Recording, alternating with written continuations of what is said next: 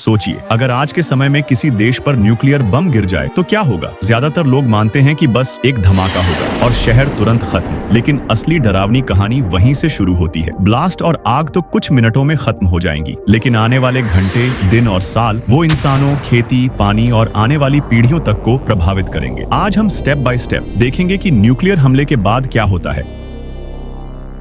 हम अपनी कहानी की शुरुआत एक प्रमुख शहर से करते हैं। लोग काम पर जा रहे हैं, सब अपने अपने कामों में बिजी हैं। नॉर्मल सी लाइफ चल रही है। यहीं पर एक परमाणु हथियार का ब्लास्ट होता है और समय ठहर जाता है। जैसे ही न्यूक्लियर बम गिरता है, सबसे पहले दिखती है एक चमकदार फ्लैश, इतनी तेज कि अगर आपने सीधा देखा तो आंखें हमेशा के लिए अंधी हो सकती हैं। सिर्फ एक सेकंड बाद आता है हीट वेव। ये इतना गर्म होता है कि ब्लास्ट साइट के आसपास सब कुछ पिघलने लगता है, इमारतें, गाड़ियां, इंसान की त्वचा तक। फिर आता है शॉक वेव, एक जबरदस्त दबाव की लहर जो इमारतों को तोड़ देती है और लोगों को सैकड़ों मीटर दूर फेंक देती है। हजारों नहीं बल्कि लाखों लोग मिनटों में मारे जाते हैं। लेकिन खतरा सिर्फ ब्लास्ट तक सीमित नहीं है। ब्लास्ट के बाद आसमान में उठता है मशरूम क्लाउड। इसमें रेडियो एक्टिव कण होते हैं। ये कण हवा के साथ फैलते हैं और कुछ ही घंटों में आसपास के बड़े हिस्से को जहरीला बना देते हैं। मतलब ब्लास्ट से बच गए लोग भी फॉलआउट की चपेट में आ सकते हैं। ब्लास्ट के पहले कुछ मिनट ही लाखों जिंदगियां खत्म कर सकते हैं। लेकिन असली डरावना सफर तो अब शुरू होता है, आने वाले दिनों और हफ्तों में। ब्लास्ट के कुछ घंटों बाद फॉलआउट आसपास के इलाकों में जमना शुरू हो जाता है। ये रेडियो एक्टिव धूल मिट्टी, पानी और खाने की हर चीज को जहरीला बना देती है।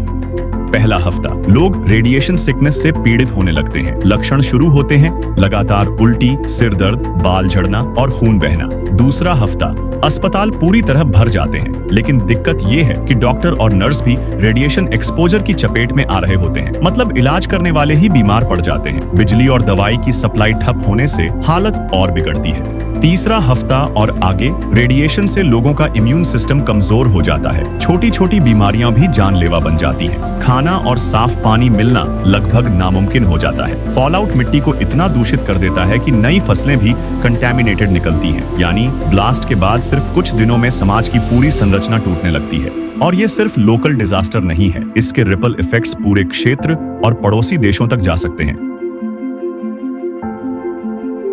ब्लास्ट और पहले हफ्तों के बाद कहानी खत्म नहीं होती। पहले कुछ महीने रेडिएशन सर्वाइवर्स में कैंसर के केसेस तेजी से बढ़ने लगते हैं, खास तौर पर थायराइड कैंसर, ल्यूकेमिया और स्किन कैंसर। गर्भवती महिलाओं पर इसका असर और भी खतरनाक होता है। बच्चों में जन्मजात विकलांगताएं और जेनेटिक म्यूटेशंस। 1 से 5 साल फॉलआउट से दूषित मिट्टी और पानी एग्रीकल्चर को पूरी तरह तबाह कर देते हैं। भले ही फसलें उगें, वो रेडियो एक्टिव होंगी और खाने लायक नहीं होंगी। फूड शॉर्टेज इतनी भयानक होगी कि भुखमरी और सामाजिक अराजकता फैल सकती है। 5 से 10 साल दुनिया के क्लाइमेट पर असर दिखना शुरू हो सकता है। साइंटिस्ट्स इसे कहते हैं न्यूक्लियर विंटर। ब्लास्ट और आग से उठने वाला धुआं सूरज की रोशनी को रोक देता है। नतीजा, ग्लोबल टेम्परेचर कई डिग्री नीचे चला जाता है, रेनफॉल पैटर्न बिगड़ते हैं और क्रॉप यील्ड्स आधी हो सकती हैं। 10 से 20 साल कई इलाकों में रेडिएशन लेवल्स धीरे धीरे कम होंगे, लेकिन सीसियम 137 और स्ट्रोंटियम 90 जैसे आइसोटोप्स दशकों तक एक्टिव रहते हैं। मतलब ब्लास्ट वाली जगह और उसके आसपास का इलाका इंसानों के रहने लायक नहीं बचेगा। वहां सिर्फ खंडहर, खाली घर और कंटैमिनेशन वार्निंग साइंस रह जाएंगे।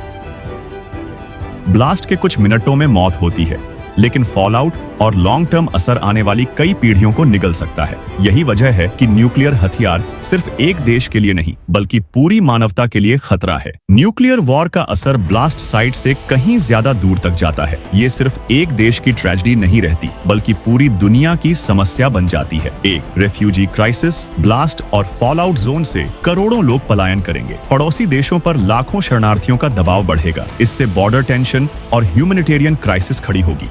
2. Global economy collapses. Stock market crash कर जाते हैं। एनर्जी, फूड और रॉ मटेरियल की ग्लोबल सप्लाई चेन टूट जाती है। तेल और अनाज की कीमतें आसमान छूने लगती हैं। भुखमरी और बेरोजगारी पूरी दुनिया में फैल सकती है। 3. International politics. सुपर पावर इसमें डायरेक्ट या इनडायरेक्ट तरीके से खिंच जाती है। नतीजा, और भी बड़े कॉन्फ्लिक्ट्स और नए मिलिट्री अलायंसेस बन सकते हैं। कोल्ड वॉर जैसी स्थिति लेकिन और भी खतरनाक रूप में लौट सकती है।